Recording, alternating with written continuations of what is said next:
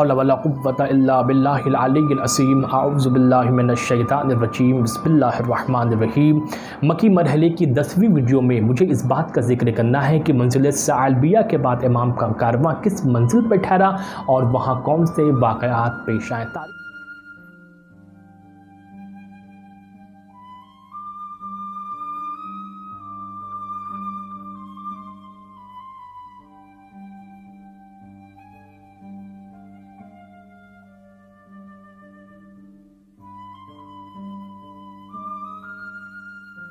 تاریخ کی معتبر کتابوں میں اس بات کا ذکر ملتا ہے کہ منزل ثعلبیہ کے بعد امام منزل زبالہ پر امام نے قیام فرمایا، وہاں پہ امام کا کارواں ٹھہرا ہے۔ اور اس منزل پر جو واقعہ پیش آیا وہ یہ ہے کہ اس منزل پر ایاس بن اسل طائی جو شعراء میں سے تھا، محمد بن اشعث کا بھیجا ہوا خط، یہ شخص امام کی خدمت پہ پہنچ کر اسی منزل زبالہ پر اس نے امام کو خط دیا ہے۔ چونکہ مسلم ابن عقیل جب دشمن کے ہاتھوں گرفتار ہو گئے اور انہیں اس بات کا یقین ہو گیا کہ اب مجھے شہید کر دیا جائے گا، تو انہوں نے یہ وصیت کی کہ حسین ابن علی کو یہ اطلاع دے دی جائے کہ وہ کوفہ تشریف نہ لائیں، کیونکہ کوفے میں اب آپ کا کوئی ناصر و مددگار نہیں ہے۔ تو وہ خط، اس وصیت پر عمل کرتے ہوئے یہ خط محمد بن اشعث نے روانہ کیا تھا، جو منزل زبالہ پر یہ خط پہنچا ہے۔ اور یہ بات بھی قابل غور ہے، میں نے لاسٹ کلپ میں اس بات کا ذکر کیا تھا کہ منزل ثعلبیہ میں قبیلہ بنی اسد کے شخص نے امام کو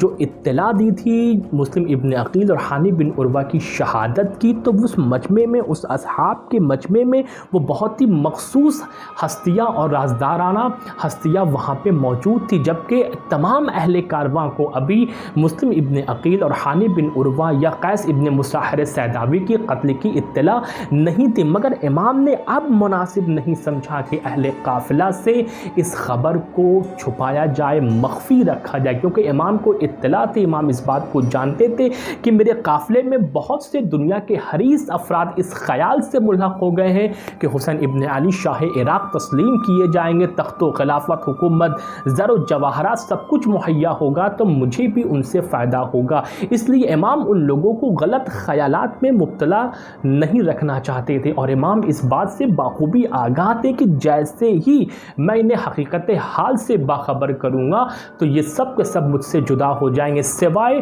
جانثار افراد کے جو حسین کے مقصد کے ساتھ باخوبی ہمدرد رکھتے تھے اور اس مقصد کے نبھانے میں اپنی جان تک قربان کرنے کو تیار ہیں۔ اور وہی ہوا جب حسین ابن علی نے تمام اہل قافلہ کو جمع کیا، تمام وہ لوگ جو ملحق ہوئے تھے، تمام لوگوں کے سامنے امام نے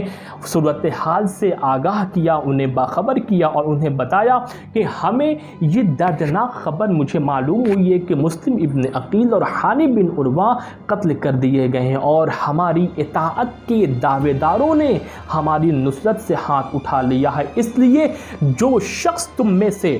جانا چاہے وہ واپس چلا جائے، ہماری طرف سے اس پر کوئی ذمہ داری نہیں ہے۔ نتیجہ وہی ہوا کہ جب امام نے اس بات کو لوگوں تک پہنچایا، تمام اہل قافلہ تک اپنے اس بات کو پھیلایا، بتایا، تو لوگ حسین کا ساتھ چھوڑ کر جدا ہونے لگے۔ جس کو جیسا موقع ملتا گیا وہ دائیں بائیں حسین کا ساتھ چھوڑتا گیا، بہت مختصر لوگ باقی رہ گئے۔ اور پھر امام منزل زبالہ سے امام نے 38 کلومیٹر کا سفر طے کر کے منزل قاع پر امام کا کارواں ٹھہرا ہے۔ امام اس منزل پر 24 ذی الحجہ کو امام یہاں پر پہنچے ہیں، اور اس منزل پر ایک ضعیف شخص سے امام کی ملاقات ہوئی ہے، اور اس ضعیف شخص نے